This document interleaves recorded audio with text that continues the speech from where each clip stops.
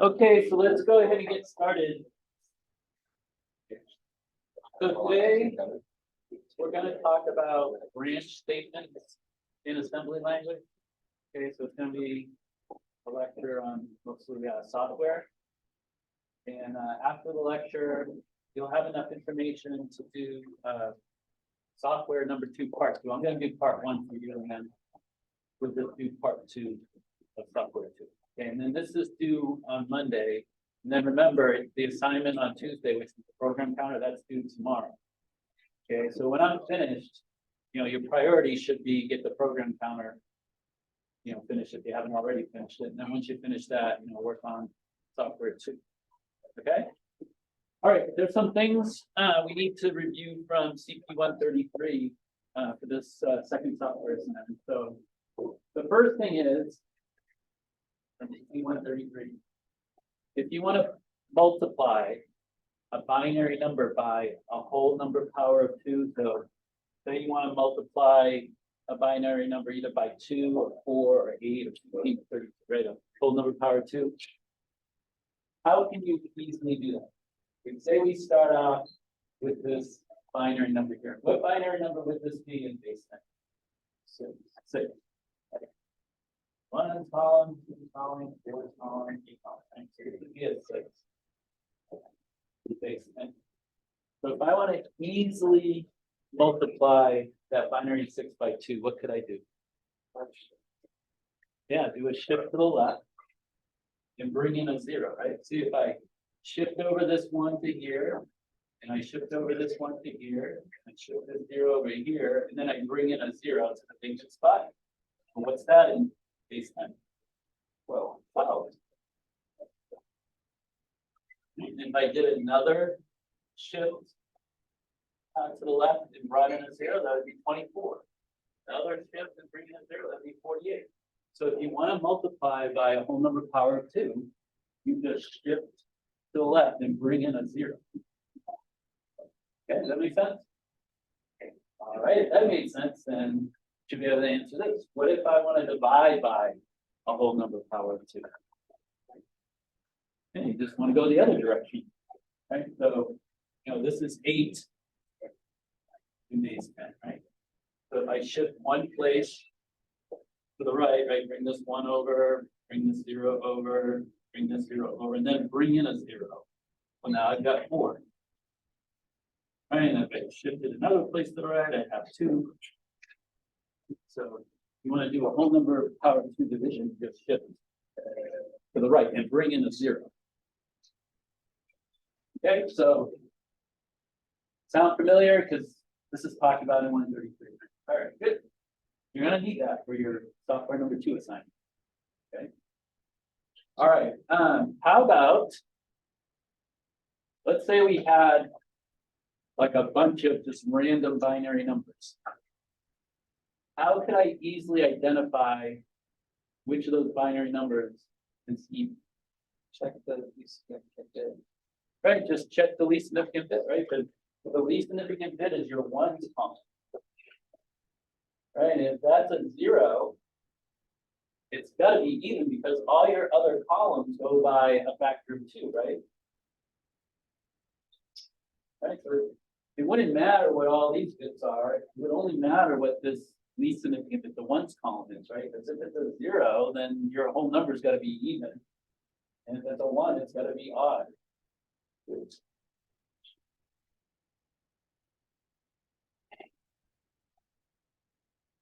Right? Okay. All right, now let's get a little more of a challenge here.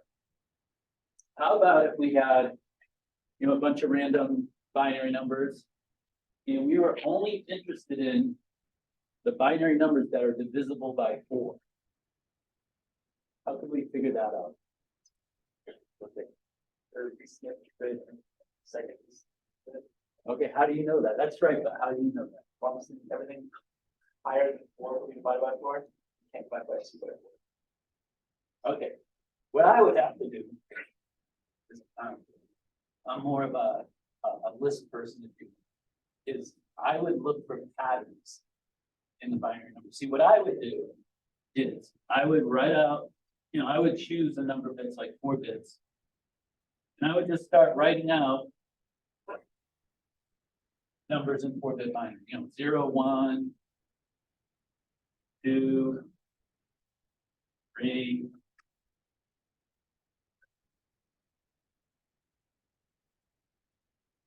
4, 5, 6, 7, 8, 9, 10, 11, 12. So I would just start writing out some binary numbers. And then I would just start looking for patterns in the bits. 0, 1, 2, well, 0, most people would consider even, although some mathematicians may say that. But then 1, 2, 3, well, 4 definitely divisible by 4. 5, 6, 7, 8. 8 definitely divisible by 4. 9, 10, 11, 12 definitely divisible by 4. So if you kept doing this, I'll get to your question in a second. If you kept doing this, you would see that any binary number divisible by 4, the last 2 bits are both 0. You have a question or a comment? So I have a question about 2. Since it's technically divisible by 4, can you do that for binary as well, as long as you use like a decimal place, because it would just be 2 to the Yeah. 1. Well, I guess the assumption here in what we're trying to do is that, it'd just be a whole number, 4 divided by 4, 1. So yeah, we wouldn't have like a fraction. Okay. Yeah, so that would be, I guess, what is it, like a caveat, if you will, I guess. Yeah. Now, the reason why, Keegan's answer was correct, but the reason why I wanted to print out and, show you this method here where you're looking for patterns is because that's something that's going to come up probably like a month from now when you're designing that control unit, right? That control unit that I kind of just pointed out last class, who's made out of 2 parts. There's an FSM along with the decoder, and the decoder has outputs that are controlling the select lines of the muxes, so it's determining which input of the muxes gets to the output, along with the FSM, whose most of the FSM outputs are read and write. Well, when you get to designing those 2 modules, you're going to have to look for patterns in binary. Okay, be very non-specific at this point, because we'll get specific when we get there. But when I say look for patterns, this is an example of what I mean. Okay. Okay, now we're going to talk about something called bit masking. This also is something you'll have to do for the assignment today. Now, depending on who your instructor was for 133, you might or might not have talked about this. Okay. But you definitely talked about AND gates in 133, right? You talked all about the logic gates. So you all know or should know anybody. So here's the symbol for a 2-input AND gate. So what's the truth table for an AND gate going to look like? What's this truth table here? This 2-input AND gate going to look like? When do you get a 1 out of an AND gate? Right, to get a 1 out of an AND gate, all the inputs have to be a 1. I mean, this is a 2-input example, but it doesn't matter how many. If you had 3 inputs to get a 1 out, all 3 inputs would have to be 1. If you had a 16 input all 16 inputs would have to be 1 to get a 1 out. When you have an AND gate, it only takes 1 0, right? Well, at least 1 0 on the input to make the output. So if it's a 2-input like this, right, you only have 4 combinations of input binary, and you get all zeros for the top 3, and you'd only get a 1 out when both inputs are 1. Okay, but like I said, this is true no matter how many inputs you have. Okay, so everybody remember the AND gate? Okay, because you're going to see how that fits into bit masking. Okay. All right, so what bit masking is, it's a method where we keep only bits that we're interested in for some reason. Like say we have 32 bits, and for some reason, because I'm interested in determining whether a binary number is divisible by 4. Let's say I'm only interested in 2 bits. Right, there's 32 bits in this binary number, but I only care about 2 bits. Well, what I can do is I can do bit masking, okay, where I can basically get rid of all the bits I don't care about and just look at the bits I care about. Okay, so for an example of what this is, let's say we start with this X. Now, you know, X is not a character in hex. What X represents here is any hex character. So this character here could be 0 through F, 0 through F, 0 through F, 0 through F, and so on. Okay, the X just represents some hex character. Now, we've talked about this before, and you've had to do some of this in some of your assignments, so this should be getting ingrained. How many bits does a single hex character represent? Like if I have a single hex character and I convert it into binary, how many bits are there going to be? 4, exactly, right. Each hex character is 4 bits. So there's 4 bits here, there's 4 bits here, there's 4 bits here, there's 4 bits here, and so on, right? Okay. All right, well, let's say that I've got this 32-bit binary number that's represented with 8 hex characters. And let's say I'm only interested in the last 2 bits. Well, what I can do is I can AND this with all zeros except this last hex character, right? Because if I AND 0 with a hex character, I'm just going to get 0. Right? So, you know, let's say this hex character was an F, all ones. Well, if I AND a 1 with a 0, it's going to be 0. Or if there's a hex character that's all zeros and I AND it with a 0, I'm going to get all zeros. Right? So if you AND, you know, any hex character or any bit for that matter with 0, it's just going to be 0. But how about, oh, actually, let's turn this into bits. How about if I take a bit and I AND it with 1? Right, I would get the value of the bit, right? Because if the bit is 0 and I AND it with 1, I get 0, the bit. But if the bit is 1 and I AND it with 1, I get 1, the bit. Well, it's true with the hex character too. If I were to AND X with actually let's do that. We'll come back to that. Okay, but we'll stop here. If I just AND any bit, whether it's 0, 1 with 1, I get the bit 0, 1. Okay. So getting back to this example, if I AND 0 with any hex character, right, that can be all zeros through all ones, well, I'm just going to end up with 0. But now this last hex character, you know, let's say this last hex character in binary is 1, 1, 0, 1.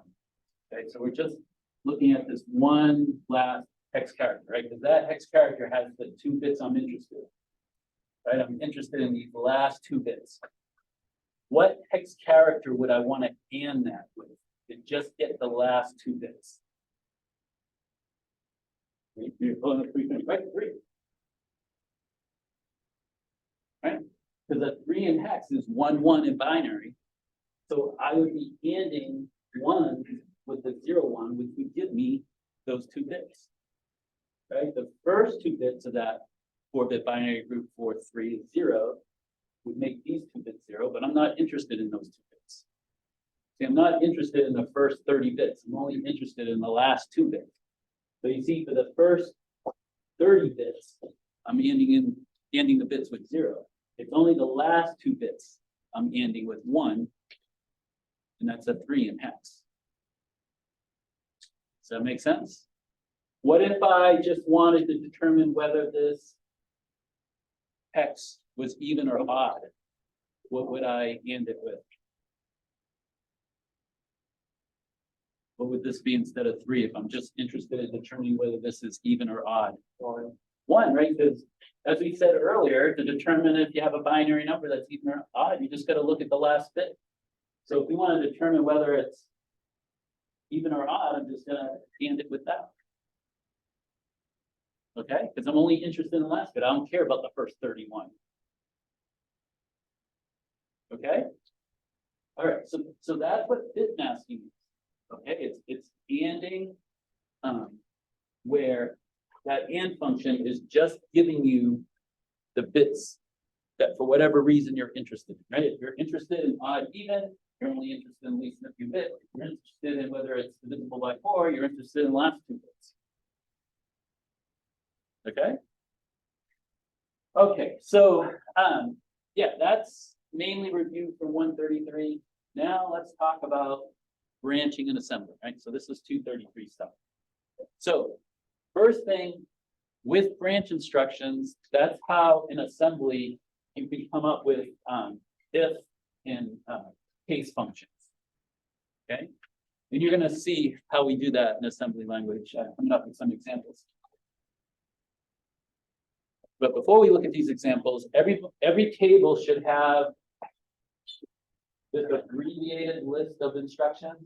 Remember that your assembly language manual has all the instructions with detailed descriptions, right? This is just a brief listing. So look at that listing, and can you tell me approximately how many branch instructions there are? You don't have to be exact. Approximately how many branch instructions? They're the instructions that start with a B.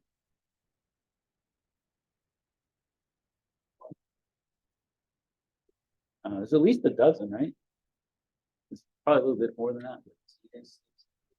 Yeah, I didn't count them exactly, but there are at least a dozen, I thought. So yeah, that sounds about the right number. Okay. Well, out of those 15, 16, whatever instructions, branch instructions, only 6 of them are real instructions. All the other ones are pseudo instructions. And we talked about the difference between a real instruction and a pseudo instruction. I think it's the first day of class. I kind of, mentioned it. I didn't spend a lot of time on it, but does anyone remember what the difference is? The pseudo instructions are like a combination of real instructions. Yeah, pseudo instructions can be, they're not always, but they can be multiple real instructions, because real instructions are the instructions that actually get processed by the processor. Okay. Sometimes pseudo instructions are more than one real instruction. Sometimes a pseudo instruction is also a single real instruction that just has like a special value. Okay. For example, and if you have your instruction manual on the computer, or I don't know if anyone makes hard copies anymore, you may want to just kind of take a look at it, but I can read this out from what I have here. The instruction BEQZ. Okay, looking at the details, it tells me that BEQZ stands for branch if equal to 0. And it's a pseudo instruction, and it tells me in the description that it's equivalent to the real instruction BEQ, which is branch if equal to 0, or excuse me, branch if equal. And what makes it a pseudo instruction is just that it has a special value for one of the registers. In the instructions, a register RS1, which is one of the source registers in the reg file. And the pseudo instruction has that register as register 0. Remember we talked about that in the reg file, the first 5 registers, X0 through X4, are specialty registers, right? And we're not going to use those. There's some we're never going to use because they don't really apply to this class. But there's a couple that we'll get to later on. And X0 is one of those specialty registers. And I think I briefly mentioned, what that register does. Does anybody remember X0? What it's called?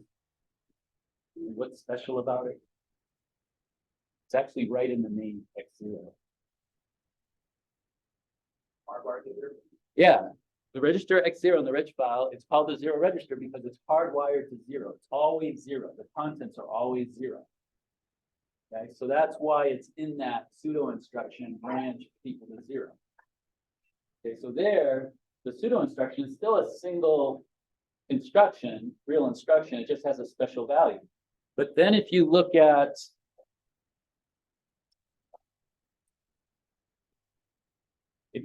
instruction LI, now you used LI in software number 1. That's the load immediate. Remember, that was the instruction that we used to take the immediate. And again, immediate is just a number, right? A constant. And we used it to take the address of the switches and put it into a register. Well, that load immediate, it's a pseudo instruction. And in the details, it tells us that it's equivalent to the following instruction, and add I with a special value for one of the registers, again, X0, the zero register.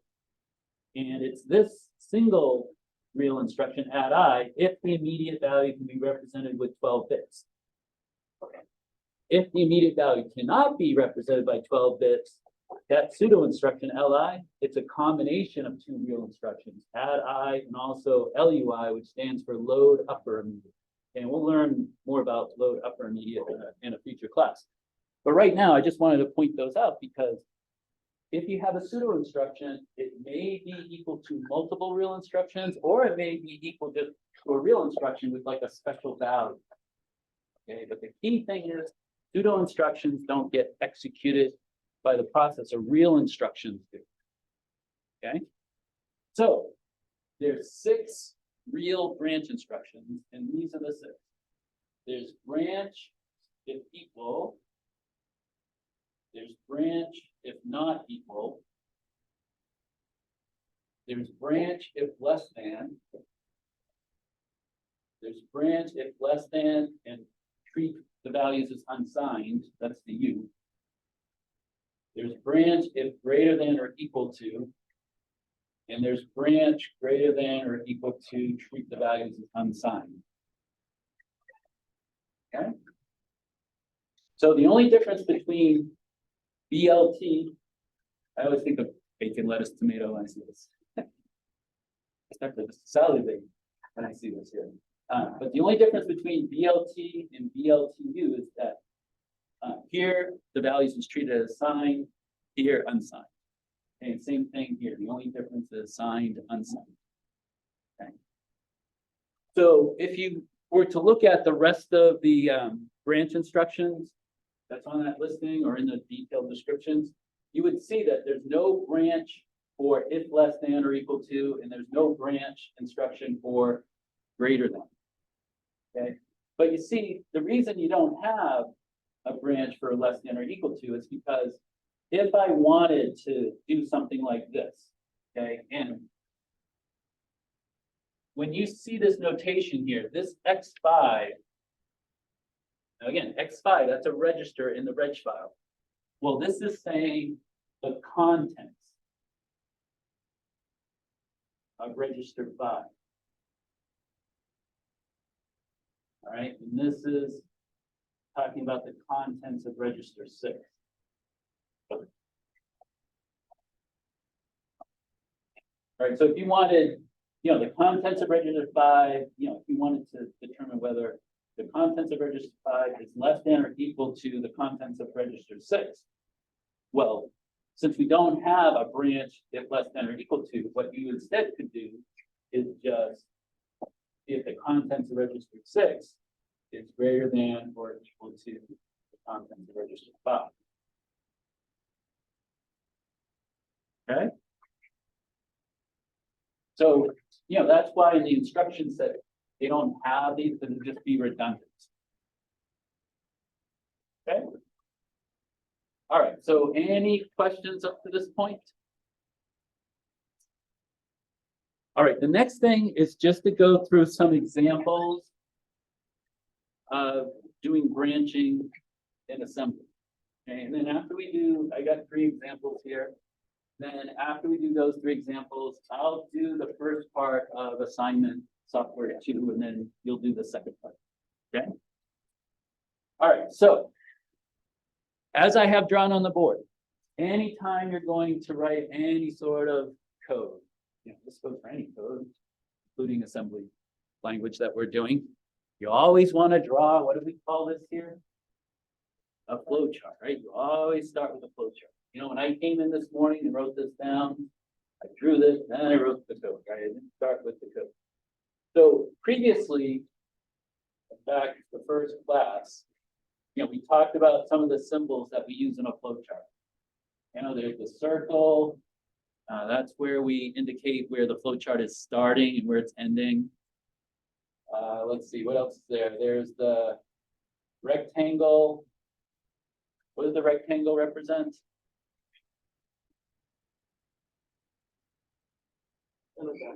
Yeah, just event, process. Yeah. Something you're doing, right? Adding, subtracting, whatever it means, multiplying. Then you have this symbol, that's the parallelogram. Right, the rectangle with the slanting ends. What do we use that to represent in assembly language flowcharts? What was it? It's like math operations? No, a math operation would be a process. Yeah, like inputting, data, reading, or outputting data, writing. So yeah, this is like input, output, process, start, end. Well, when there's a decision to be made, we use a diamond shape. Okay, so that's the new symbol in this flow chart that you didn't see last time we had a flow chart. Okay, so in this example, at this decision point, we're looking at whether the contents of register 5 is less than the contents of register 6. Okay, and if it's true, we're going to do whatever's here. This could be some sort of process, maybe we're multiplying, we're adding, whatever it may be. And excuse me, if this is not true, we're going to do some other stuff. Maybe we're going to invert bits or take the 2's complement or whatever it is. Okay. All right, so that's our flow chart. Now, to go from this to the assembly language, we would start off with a branch if less than. If you were to look at the description of this instruction, what you would see is that if the contents of X5 is less than the contents of X6, well, then it's going to branch. And in the instruction of the branches, whether it's a branch less than or some other branch instruction, this is always called an immediate. And again, what does immediate mean in assembly language again? It's just a constant, a number, okay? But we talked about this last class in regards to jumps. Okay, remember in, well, it might have even been the class before last, but you had an assignment, I guess it was software number 1, right? Or hardware number 1. You had an assignment where there was a JAL. What does the J stand for? Jump. And remember I told you that in RARs, when you have a jump command, you can't give it an immediate. You have to make a label. Okay. Same thing with branch commands. Okay. You can't put a number here. You can't put an immediate. Now, I'm going to go over what number would go here. Okay. Because there's a good reason to know how that number is determined. Okay. But as far as in RARs, right, the software you're using to test out your assembly language programs, this has to be a label. Okay. So what would happen here if X5, the contents of X5 is less than the contents of X6? Well, it's going to branch to wherever the true label is. So it would branch down to this instruction, it'd be some code there, depending on what we want to do. Maybe we want to multiply, maybe we want to divide, whatever it is that we want to do. Now, if this is not true, it's just going to continue and go to the next instruction. So this is the code that would be executed if this was not true. Now, notice there's a label false, but this label is optional. Okay, this false label is optional. right? Because I don't have any instruction here that's telling it to go there. But you see, the reason why it's a good idea to do this, it helps with readability, right? Because I know if it's true, it's going to go here, and I know, okay, if it's false, it's just going to fall through. Okay. And then, why would I want, after this code for if it's false, why would I want this jump here? Why, or what problem would we have if I left that out? What problem would I have? It would go and execute this code also. Right, exactly. See, if I didn't have a jump here, once it's done with the code for when it's false, right, it would then start executing the code for when it's true. Okay, it's a common error that people make. See, we want it to jump, basically bypass the code for when it's true. And then I talked about this also in an earlier class, that this is one way to like end a program, right? Is that you just keep jumping to the same line. Okay, now you'll see in your assignment, your last instruction is just going to be outputting something, right? But if we weren't outputting something, we could do this. This is called a trap, by the way. Okay, when you have it just jumping to the same instruction over and over again, it's called a trap. Okay. All right. So the next thing I want to do is I want to show you how we would determine what that immediate is. Okay, even though you're not going to put that immediate in your RARs, okay, I do want to show you, how it's determined because it actually relates to the hardware. Okay. All right. So I'm going to make up some addresses because remember, each one of these instructions is at an address that's in the real memory, right? That's in the memory module of the Otter, and it's part of the code segment, right? That's in the program of the memory module. And the addresses for our instructions, how are they separated? By what number? 4, right? Remember your program counter that you did last class that you may be still working on? That you have the PC register where the instruction address is generated, right? That's what provides the instruction address to the memory module. Right? Remember we had the +4. And that's because once an instruction is executed, you got to go 4 in address to get to the next instruction, right? Because the addresses start at 0, then it's 4, 8, 12, which is C and hex and right, and so on. Okay. So let's say that this instruction here, okay, this BLT instruction, and I'm just making this up.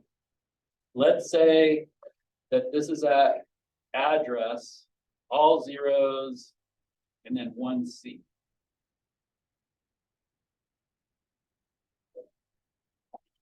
And then let's say this code, okay, for what we're going to do when it's false, right? When this is false, let's say that this code here contains 4 real instructions.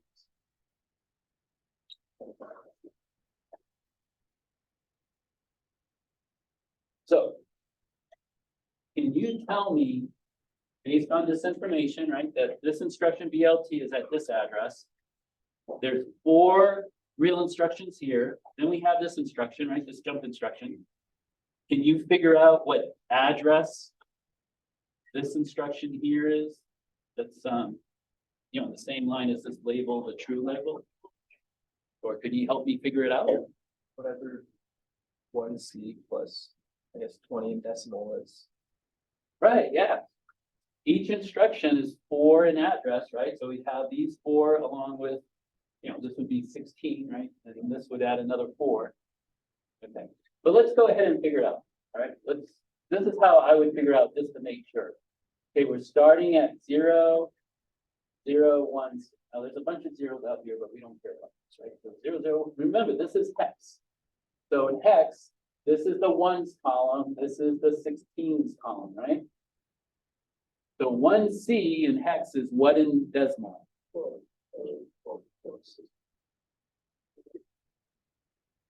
28, right? Because we got a 1 in the 16s column, that's 16. And then C is 12, so 12 times 1. So this would be 28. It doesn't, right?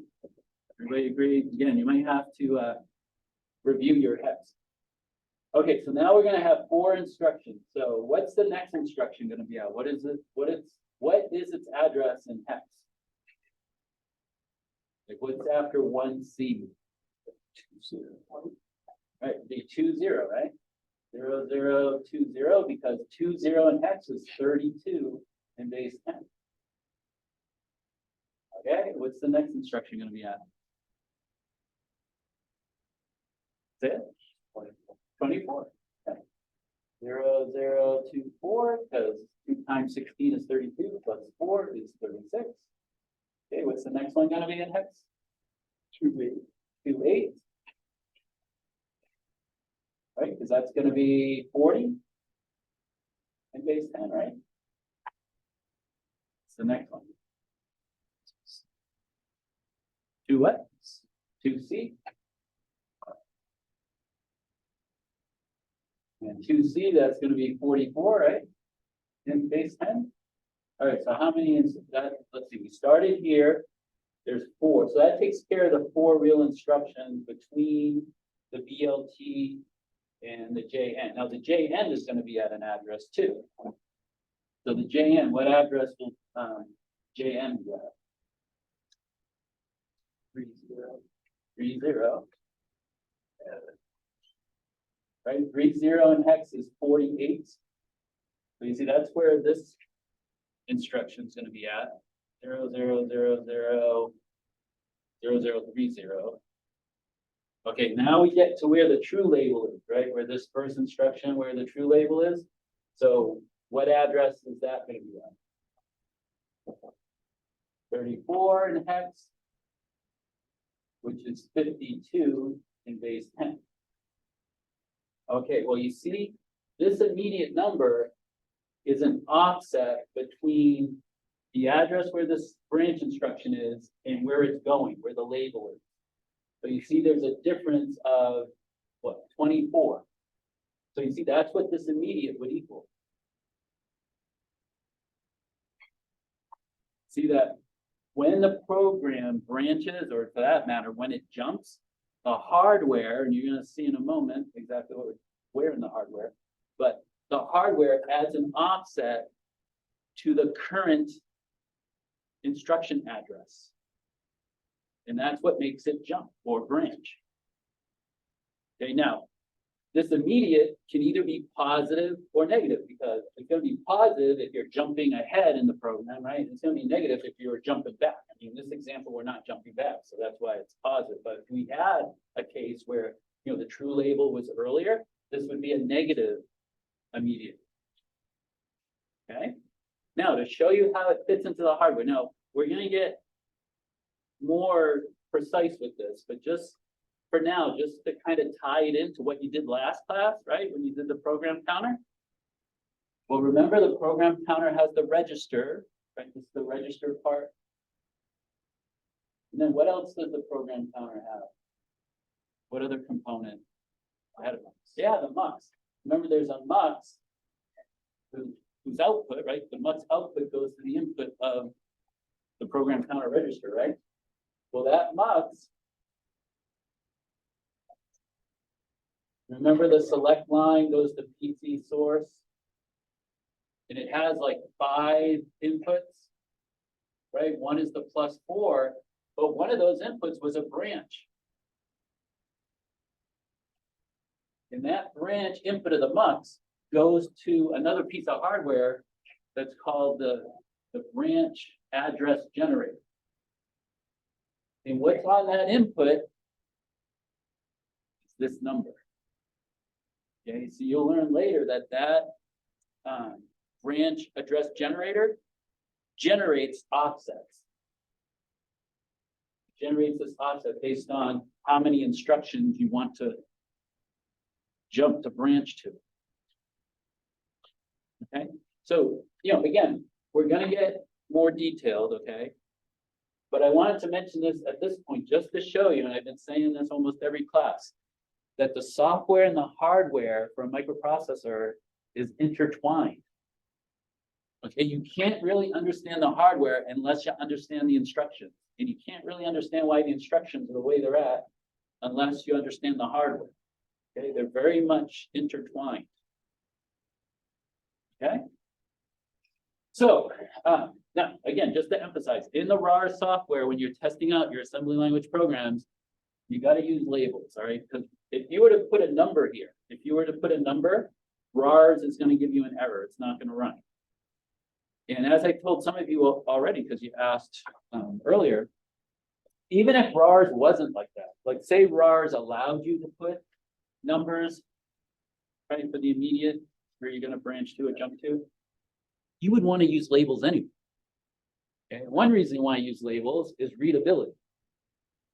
The other reason you want to use it is because let's say you had a large program and you had a bunch of branches and jumps. And if you use numbers instead of labels, and now you got to go in and edit, like put in an instruction or take out instructions, well, you'd have to go and change all those immediate values to make it all line up again. Well, if you use labels, the software does it for you. Like the software figures out what the offset has to be for that new address for that instruction that changed because you edited it. Okay. Okay, so any questions on this one? Because if this made sense, the rest of them are similar examples. Okay, the next example here is just now we're comparing the contents of a register to a number. This is 10 base 10. It's not 1 0 binary. It's 10 in base 10. So here we were comparing two contents of registers. Here we're comparing the contents of a register to a number. So what the code would look like is what you see here. We would start with this add I. Okay, it stands for add immediate. And if you were to look at the detailed description of what this instruction does, it's going to take this number, add it to the contents of this register, and then put the results in this register. Okay, now this is register X0. We talked just a little while ago about this register. This is one of the specialty registers. What's always true about X0? Over 0. Yeah, it contains 0. Its contents are hardwired to 0. Okay, so this instruction is going to take 10, add it to 0, and then put the result, which is going to be 10, into register 6. So you see, before we can do this comparison, right, make the decision whether X5, the contents of register 5, is equal to 10, we've got to put 10 into a register. Okay, so that's what this is doing, putting this number into a register, then we can do this comparison. And that's what the next line is. This is branch if equal. So you see it's comparing 10 to whatever the contents of X5 is. Okay, and if they're equal, it's going to do this code. If it's not equal, it's going to drop through to this code. If it's not true, then this code, it's then going to jump over this so we don't do the true code. Okay, so from there down, it's the same discussion as what we did earlier. The reason I wanted to show you this was just to show that if you're comparing some contents of a register to a number, you've got to put the number into a register before you can do the comparison. Okay. All right. The next example, this is how you would do a case statement in assembly. Okay, so here we're first seeing if the contents of register 5 is equal to 5. If true, do this. If not, test it if the contents of register 5 is equal to 10. Right? If it's true, do this. But if not, test it if it's equal to 15. If true, do this. If not, do some other stuff. Okay, so this is basically structured like a case statement, right? Where there's like multiple options based on some variable. Okay, so what the code would look like is this here. We have an add I, where we're going to put 5 into register 6. Then we're going to do the comparison. If it's true, we're just going to branch down here and do whatever we want to do for that true case. If not, we're going to add 5 more to register 6, right? Because there's 5 already there. Now we're going to add 5 more, and the result of 10 is now going to be in register 6. We do another comparison. That's true, go to label 2, right? So we do this code. If not, drop down, add another 5 to make it 15. Do that comparison. And if none of this is true, well, we'll have some default privilege. Okay? So all good up to this point? Okay, now I'll give you a choice here. We can take a short 5-minute break if you want, because I've been talking for 15 minutes or 45 minutes, I guess. Or I can continue on. I think it'll be another 20 minutes to go over this example, which is the first part of software number 2. Like I said, I'm going to do the first part, and then you'll do the second part. So do you want to take a little break? Are you tired, or you want me to keep going? Most people don't have a strong opinion. Why don't we take a little break? Why don't we take like a 5-minute break? So I'll start at 5:30.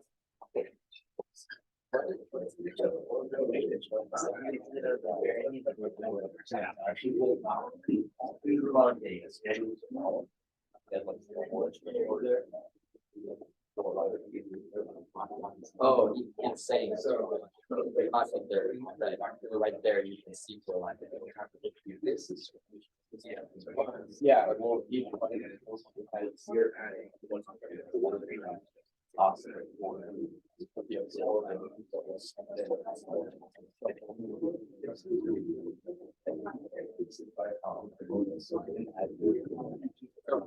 So field time, I saw like so small. Yeah. No, that. And that's a work on.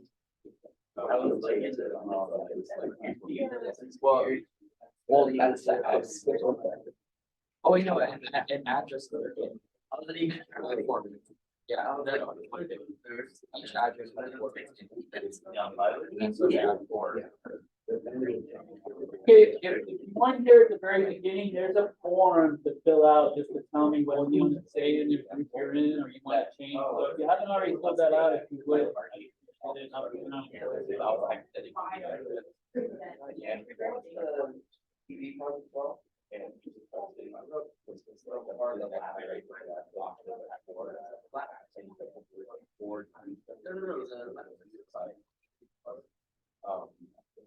And then we're ready also, I'm saying the class. The name of the class. Yeah, so okay, so yeah.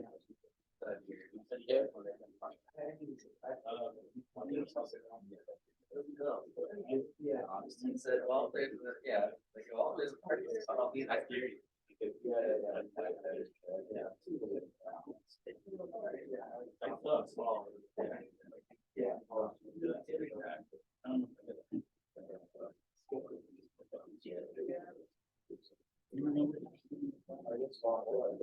So, real instruction.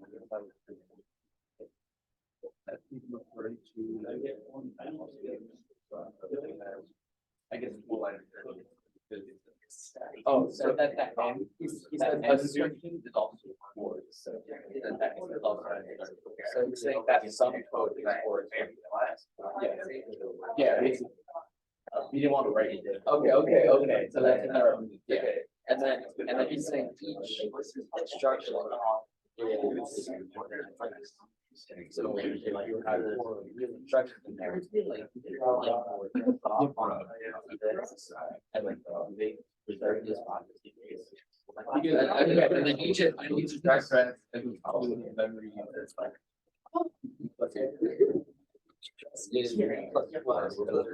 for work or for this. Okay. So this is the pressure out there.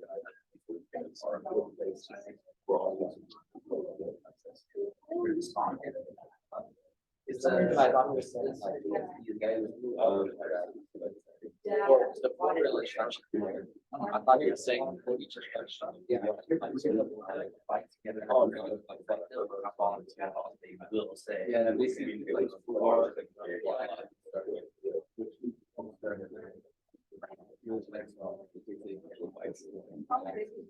yeah, I got you. I heard they yeah.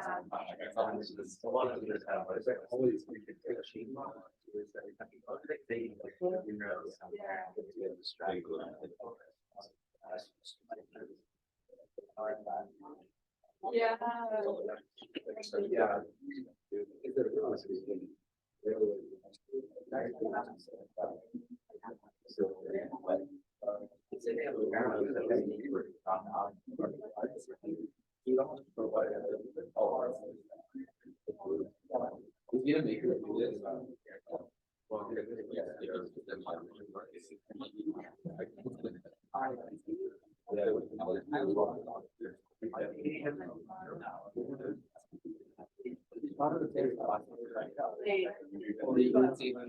this. It's already like, I already had it. Another.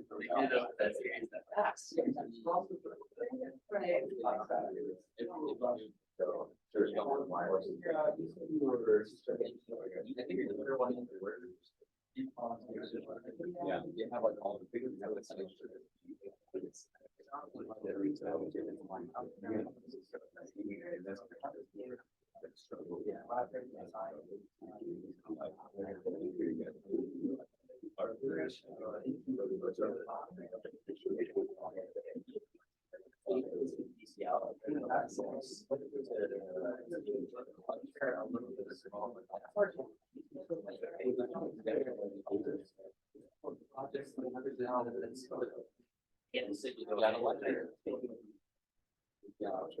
Question that kind of we had last time.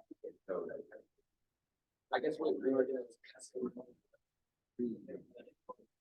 Yeah. Okay.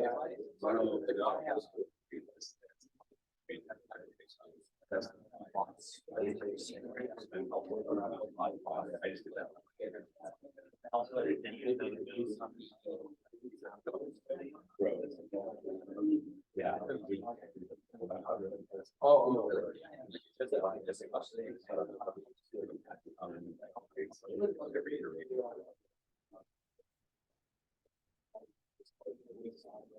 Okay, so it looks like everyone's back, so let's go ahead and finish the lecture. Now, before I start this example, one other thing I wanted to mention about the hardware that ties into the software again, and also just to give you an idea of where this is headed, okay, where the course is headed. PC source, right, that is the select to this mux that's determining what goes to the program counter. And again, the program counter determines what address of the instructions going to be executed, right? Where does that PC source signal come from? Like what other hardware? Because this PC source is a input to the select, but what is outputting the PC source? Like where does this connect to? You look at the, well, I didn't put a otter diagram on every bench today, but hopefully you have one or you can look at one on the computer. But I talked about it last class. The control unit? Yeah, the control unit. It goes to the decoder part of the control unit. Right, again, that control unit decoder, the outputs go to selects of the different muxes, right? There's like 5 or so muxes in the otter. And all the select line of the muxes go to that control decoder. And then the read writes, they're outputted by the FSM. Okay. So you see that decoder, when it's designed with the instructions in mind. Right? See, that decoder has to know like which instruction is to be executed, right? Because it's going to determine whether the program is run sequentially by choosing this input of the mux, which is just going to advance by 4 in address, or whether it's going to branch, right? Because if it's going to branch, then it's going to, PC source is going to be a value such that it's going to pick this input that's going to provide an offset so that the program jumps. And also, a couple of these, or at least one other input is a jump, right? So the PC source will be a different value if there's a jump. So I mention that because after the midterm, I mean, it's a long way off. When you design that FSM and when you design that decoder for the control unit, you have to have knowledge of the instructions. In fact, when you did hardware number 1, right? Remember when you're doing the reverse engineering, like you had to take the machine code And from that, determine what instruction you had. And do you remember the process you had to do? Like, what did you look at first in the machine code just to get the list of instructions narrower, right? Because you're starting off with, like 60 instructions, right? When you include the pseudo instructions. How did you first narrow it down? What bits did you look at in the machine code? The opcode, right? Remember the last 7 bits? That gave you what type the instruction was. So you went from like 60 some odd instructions to maybe a dozen or so. And then when you got to the right type of instruction, you had to do something else to narrow it down to the particular instruction. And what was that? You had to look at, there was like 3 bits, right? Remember, I think they call them the function 3 bits, right? And then once you knew the function 3 bits, you had the instruction now. And now looking at that instruction, you could tell, whether in the machine code there was like a source register or a destination register or an immediate, right? Well, you see what you did manually when you did that exercise, when you do the control units, you're writing the code that's doing what you did manually. You're gonna have to write code that, looks at the opcode, so we can get to, like a narrower range of instructions. And then that code's gonna have to look at those 3 bits that determines which instruction it is. And once it knows what the instruction is, well, you got to make that instruction happen. That's going to involve some reads and writes and things like that. So anyway, it's a little ways off, but this all sort of comes together. Okay. All right. So anyway, let's as a class, let's do this software number 2, just the first part. You're going to do the second part, but we'll do the first part as a class here. So what's the first thing that we want to draw here before we write any assembly code? Flowchart. We always start with the flowchart. Right? So in our flowchart, remember, we always have where it starts. Okay, that's with the circle. Okay, and let's see what we want to do. So it tells us to read a 32-bit unsigned value from some switches. The switches are at this address. If that switch data, okay, so the switch data is what the input is here. If it's greater than or equal to this number, okay, this is a base 10 number, we want to divide that switch data by 4, ignore the remainder. Okay, if it's a value less than this amount, well, then we want to multiply the switch data by 2, and in both cases, we want to show the result on a 7-segment display like this address here. Okay, so after start, what would be the next thing to do here? Read the switches. Yeah, we got to read the switches, right? We got to get the data from the switches. So what symbol does that look like in our flowchart when we're reading data? That's the parallelogram, right? So it has a parallelogram, right? Read switches.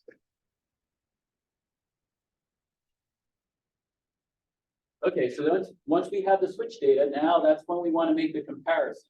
We want to see if that switch data is greater than or equal to this number here. So what symbol am I going to have next, right? Because here's where I have to make a decision, right? Is this switch data greater than or equal to that number? If it is, I'm going to do something. If it's not, I'm going to do something else. So what kind of symbol? Yeah, that's going to be the diamond, right? That's going to be a branch in the code, but it's a diamond in the flowchart. See, that's where flowcharts are really handy, right? Because if I got the right flowchart, I just look at this and I go, oh, I'm going to have to read something in. You can go back and look at previously when you read something in, because it's going to be the same assembly code, right? And then you see a diamond shape and you're like, oh, I got to make a decision. Oh, that's got to be a branch instruction. See, that's where it helps with coding, okay? So this is just going to be whether that input, oops, that's an N. Whether that input is greater than or equal to the 32,768. Okay, if it is, okay, if it is true, if it's not, false. Okay, if it's true, what are we going to do?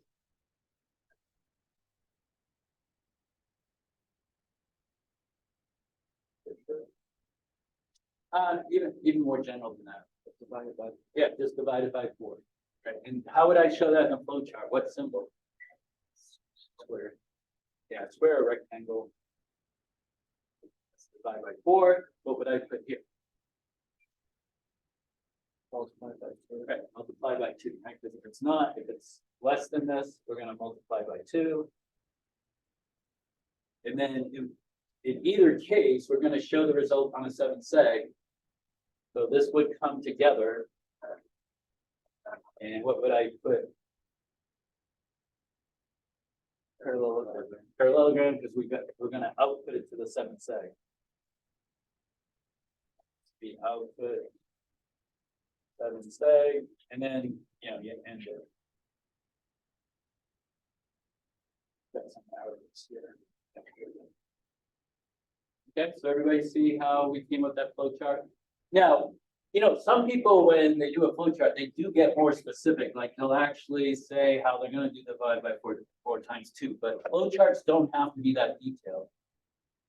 Usually they're more of a superficial type of thing, and then write the code, of course, for the details. But it wouldn't be incorrect to make it more specific. Some people just like to make their flow charts more specific. All right, so that's the flow chart. Now we just have to write the assembly code. So in your first software assignment, you had to read from the switches. So how did you do that? What was the first assembly instruction you had in software 1?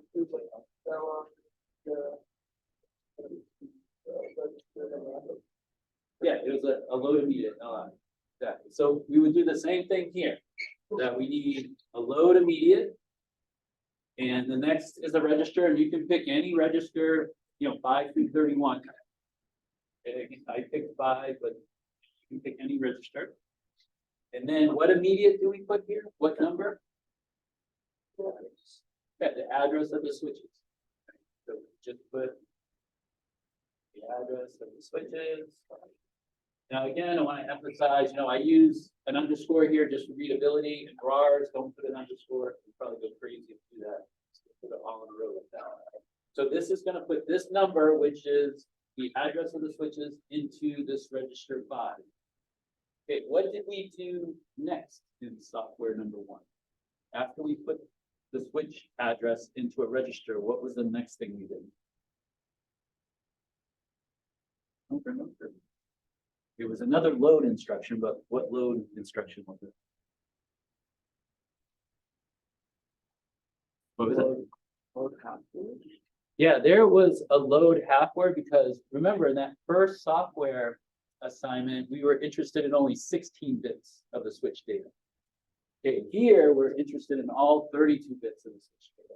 So what do you suppose this is going to be? It's not going to be a load half word. Load word. Yeah, if you look in the instructions, you have load B for load byte, you have load H for load half word, and you have load W for load word.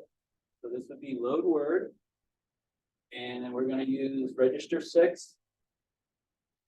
And you might remember with the load half word, there was an offset, and then in parentheses, a register. And this is working the same way as the load half word instruction did. What this instruction does is that it takes this number in front, adds it to what's in this register. So it's going to add 0 to what we put in register 5, which is the address of the switches, meaning this is still going to be the address of the switches. And then it's going to take the contents at that address and put it into register 6. So you see, these two commands together is what puts contents of switches into register 6. Right? Because this instruction is just putting the address into this register. Then we're using that address to then put the contents, that 32-bit word, into this register 6. Okay? Now, if you were to look at the instruction set, you would see that there's an LB instruction for load byte. There's an LBU instruction for load byte unsigned. There's a load half word, and there's a load half word U for load half word unsigned.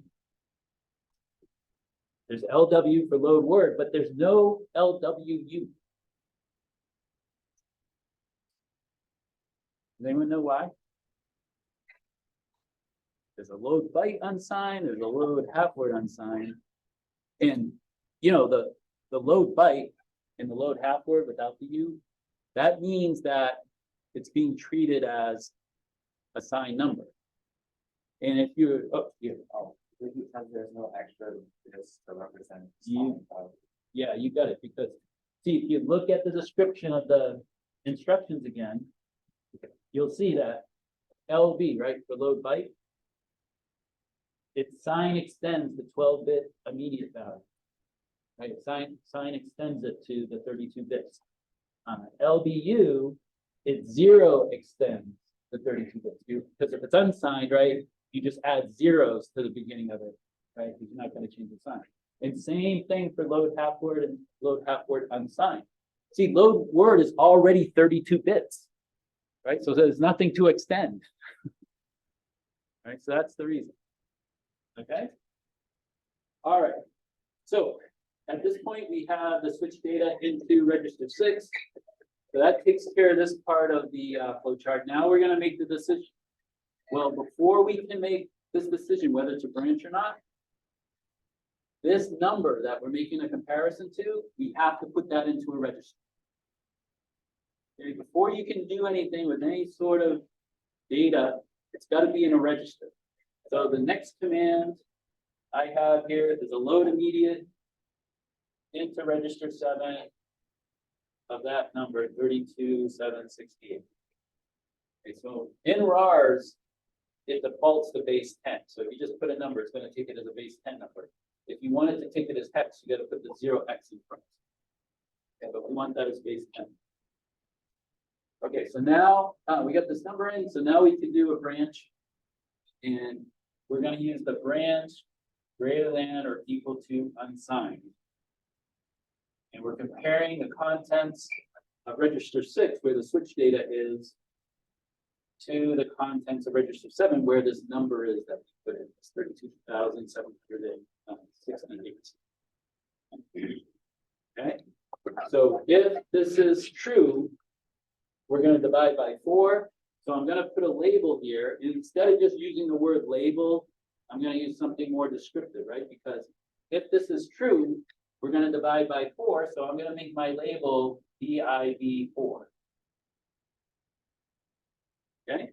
Now, if it's not true, right? If it's false, we're going to multiply by 2. So again, instead of using a false label, which isn't very descriptive, I'm going to use MULT2, multiply by 2. Okay. All right. So as we talked about at the beginning of class, what's an easy way of multiplying a binary number by 2? Left shift. Yeah, left shift. How many places? 1 in place. All right. Well, let's look at what kind of instructions we have in our instruction set. I don't see a multiply 2 under M's. I don't see like multiply. But if I keep going, I get to commands that start with S, and I have logical shift left, logical shift immediate. Okay, what's the difference between logical shift left and logical shift immediate? Well, let's look at the description.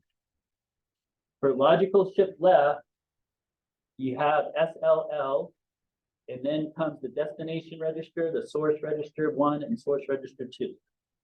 And it says this instruction left shifts the data in source register RS1 by the number of times, and source register 2 replaces vacated bits by 0, and then stores the result in destination register RD. So we could use that instruction, but we would first have to put an immediate into register 2. So we'd have to use like an add I command, right? Like add I register 0, and then have the immediate, and then also have the destination register. But now if you look at logical shift left immediate, it says that it left shifts the data in source register RS1 by the number of times specified by the 5-bit amount value, which is just an immediate, replaces vacated bits by 0, which is what we want, and then stores the result in RD. So you see, if I use the logical shift left immediate, I save myself an instruction because I don't have to put the immediate into a register first. Okay. Now, I'm just pointing that out just to show you that there's different ways to do the same thing, like in any program. And there's more efficient ways than other ways. In this class, you're not graded on efficiency, right? So if you use more instructions than what's absolutely necessary, you're not going to be marked down. Okay. But someone that has a good understanding of the instructions, they can often save themselves some work because they can do things in less instructions. Okay. So I'm going to use a shift left logic immediate. So it's going to be SLLI. And then I'm using register 6. Because that's where our data is, our switch data. So it's going to take the switch data, shift it left by 1 place, and then put the results in register 6. And so this is the source register where we already have our switch data that was done here with these 2 commands. We're going to shift it 1 place to the left and then put the result in register 6. Okay. All right, so that's the divide, and then let's see, what else do we have to have? Okay, well, we got to do the divide, right? The divide here, but what do we want to put before we put the divide label? Or before we reach this line in our program, what do we want to put here in between where we did the multiplication before we start to divide by 4? Yeah, we want the jump, right? Because again, once you're done with whatever code you're doing for when this wasn't true, you don't want to run into the code for when that is true. And so we put a JN here.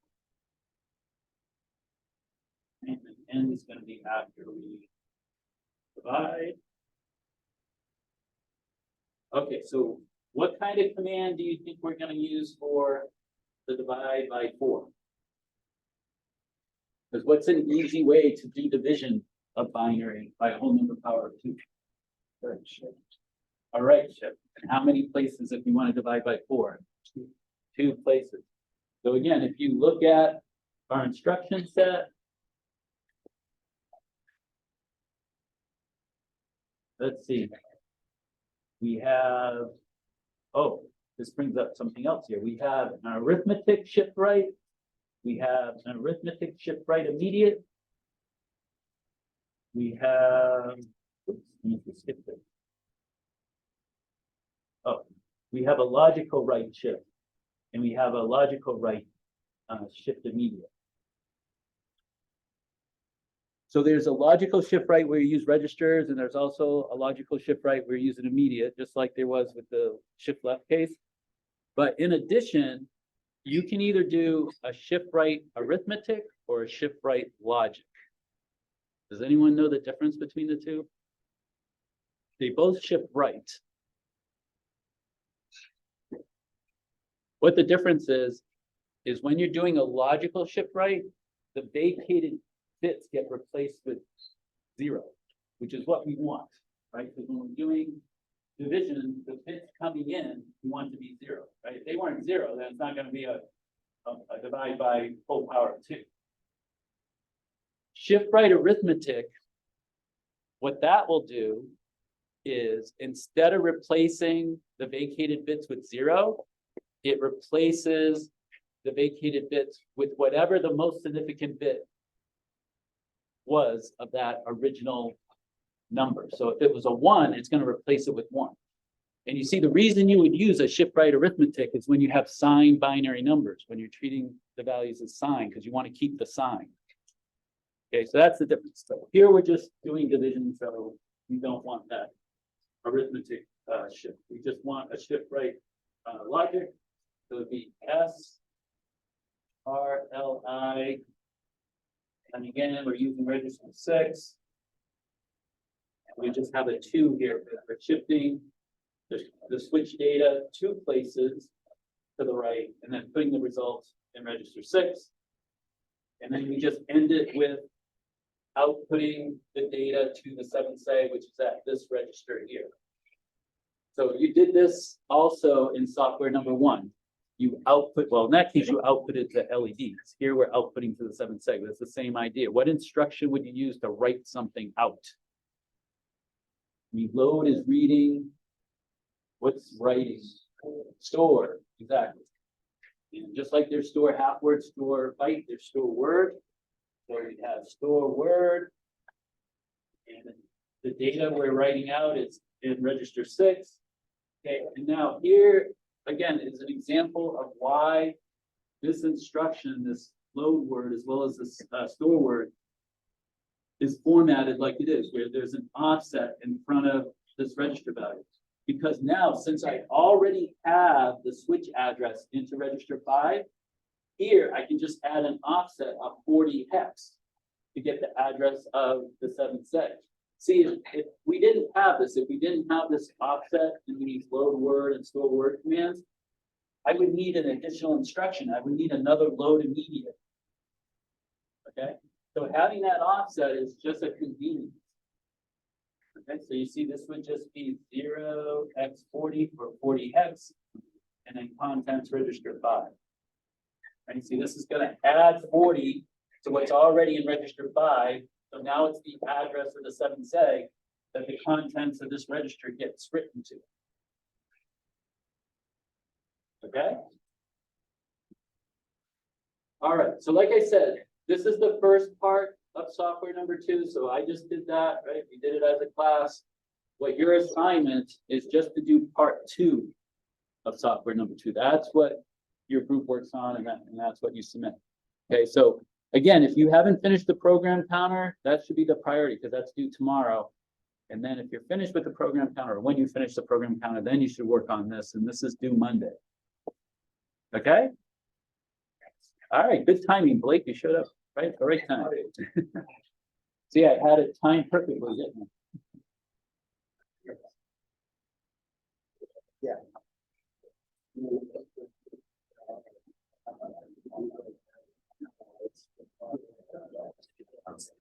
Okay.